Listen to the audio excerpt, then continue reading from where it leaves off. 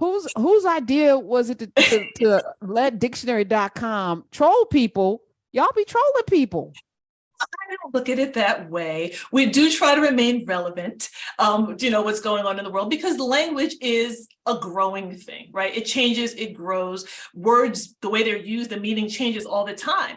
And so for us to be a living dictionary, it can't just be, well, this word means this, it always means this. No, the way people use the language changes, and the dictionary has to grow and change with that as well. So yes, you see us on social. We like to be fun. We like to, have a good time. The intention is not to troll, but it is to be a part of the conversation. And it's like, hey, the dictionary is for everybody and it needs to be accessible. And we do want to come across accessible and something that people should enjoy. Language should be enjoyed. Learning should be enjoyed. And so we do try to come with that voice. Okay. Bone to pick with you when, and I remember this like it was yesterday, y'all put conversate in the dictionary. And at that point, I threw my hands up and said, it doesn't matter anymore. All of this time I spend correcting people's grammar and none of it matters, because now you can conversate and it's actually instead of converse. Who did this? Okay, so I have to say we get write-ins all the time. People are upset that we put words like that's not a word. But as I was just saying, if people are using something a certain way, it's a word. I may not feel that way. I'm the same with you, right? I'm from a certain generation where it's like, that's not proper English, that's not correct.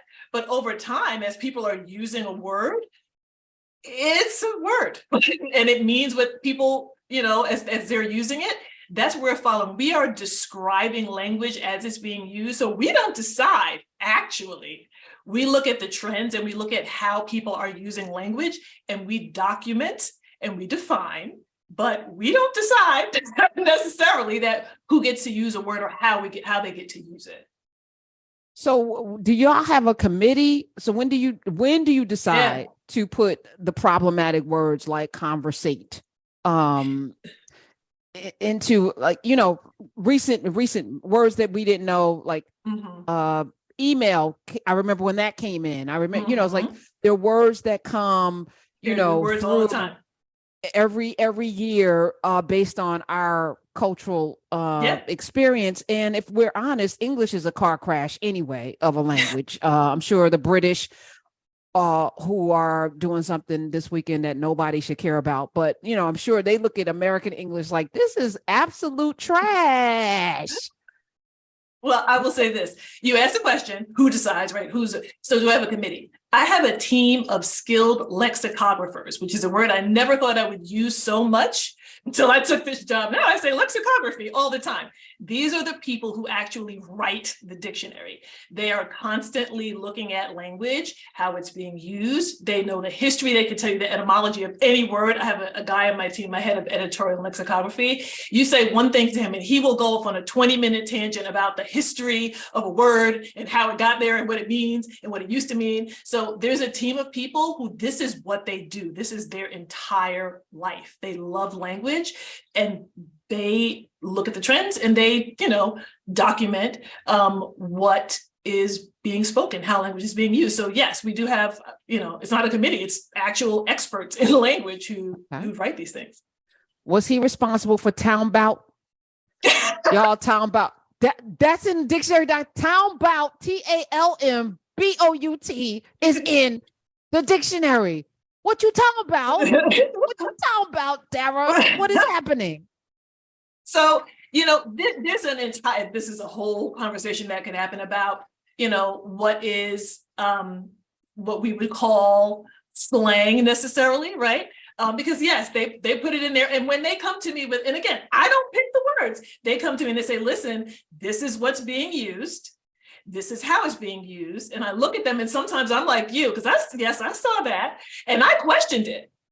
And they come to me with facts. They're like, well, if you look at how much it's being used, where, who's saying it, and I'm just like, I have to take a breath and be like, you know what?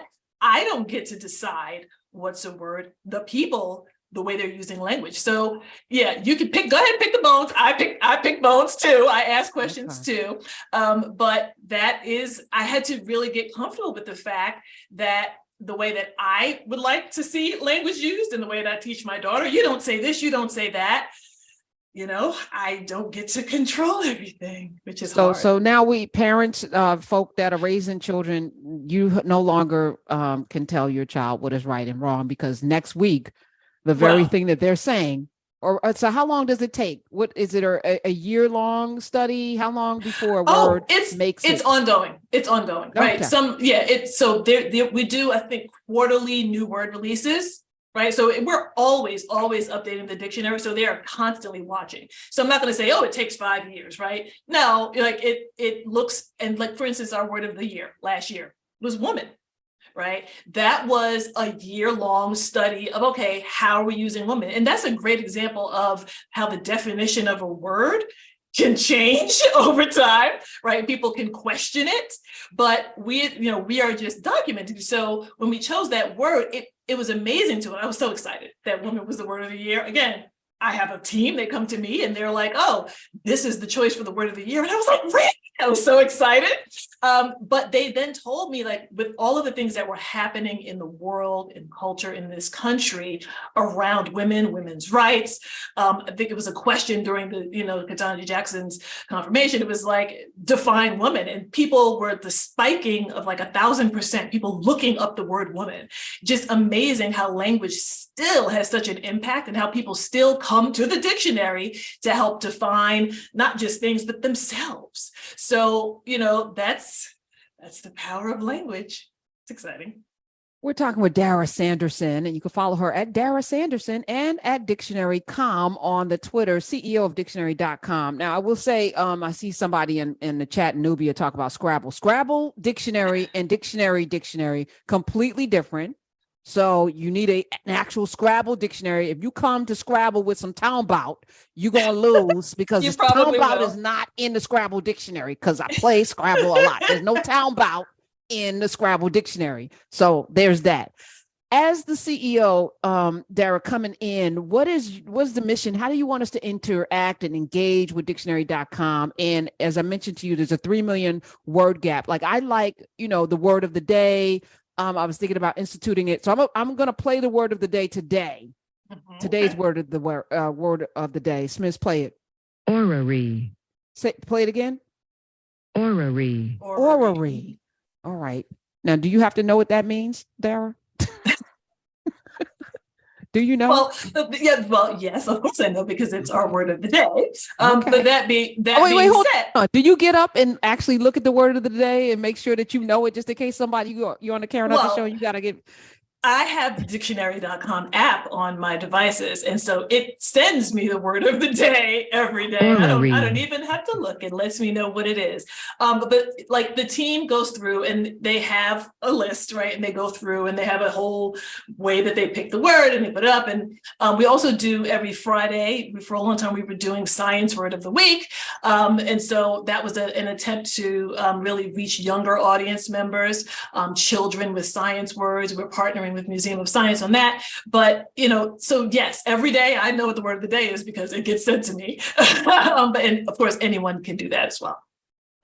So orrery, by the way, is an apparatus for representing the positions, motions, and phases of the planets, satellites in the solar system. Any, as a second definition, any of certain similar machines as a planetarium. So it is, if you go to the planet, yes, it's an orrery, the alignment of the planets and how it's represented. I don't know why I need this word. I don't know if I'm ever going to use this word in a sentence for any reason whatsoever, but it's nice to know. It's nice to know. Orrery. It's funny. I meet people and they're like, hey, I know the word of the day, and they try to use it in a sentence. And I'm like, oh. So you get that a lot? People because they know what you do? Yeah, they're like, oh, a dictionary. I looked up the word of the day and here it is, and they try to use it. And it's like, oh, but my team, they do have a sense of humor sometimes with word of the day. But I remember, I'll never forget, when I started my very first day, I'm taking the job, I'm coming in, and the word of the day was stewardship.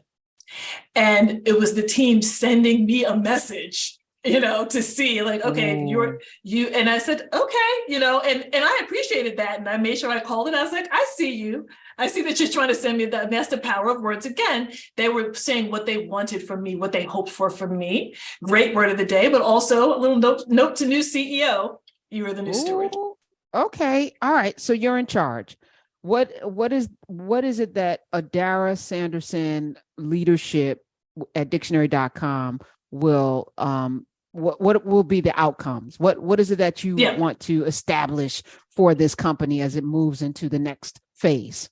Absolutely. So dictionary.com has been around for over 20 years. It started in the 90s. And coming into it, what I really wanted to do, and I think most leaders should think about doing this, was set a clear mission and vision for what it is that we wanted to accomplish, right? So our mission is to be the premier destination to learn, discover, and have fun with the limitless world of words and meanings. We help you make sense of the ever-evolving English language so you can put your ideas into words and your words into action. So one of the first things that I did when I came in was sit down with my leadership team, come up with our mission and vision, right? So that is what sets how you set up your strategy going forward. You need to have that set first. Then, I come in, and really getting a strong leadership team in place is also very important, because if you're going to accomplish anything, I'm not doing it by myself. I need to have strong leaders to come in and help guide the organization according to what we've set as our mission and vision. It's not just something that you put up and it's fun to have. No, when we're deciding what we're going to do, we look, does this fit into the mission that we've set for ourselves? And we do that. As far as the business goes, yes, we need to evolve, right? We need to be more than we have been. So we are really leaning heavily into ed tech. Right? We are looking at, okay, what are we going to be building out to help children learn? So that is something that we're focused on. The fun part of it, people don't realize this, but games has been a huge popular area of our site for a long time. People come to do the daily crossword there. Like it's real. So word games, and you've seen, other companies. I won't mention them. There is a word game that I play every day. Yes, I know. I wish you had I've done it, because I'd rather give my time and energy to dictionary.com than the folk over at that problematic news outlet. But yes.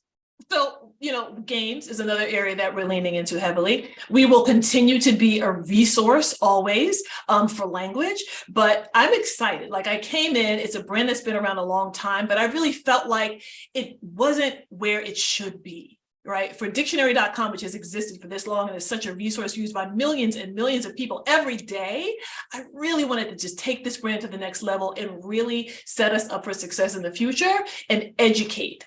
Right. So this is what's some of the stuff that you're going to see as we go forward. But that's what I do. Good. Because I'm leaning into a lot of homeschooling and talking to, because there's so many educators who listen to the show. Mm-hmm. What we do on the weekends with Dr. Carr is really about jailbreaking what we call higher education or education. What is higher education? We all should be constant learners. And so this is why I want to connect with the folk that can help people do it. Now, I'm going to challenge you, Miss Sanderson. Finna should not be, FINNA should not be in a dictionary. You know what? I'm going to take all of your complaints personally back to my team and have them write up the justifications for you. Yes, there are some things. Tell them it's ignorant. It's IGNANT to have finna, irregardless. I had a bone to pick with irregardless and talking about. I feel you. About like I feel you.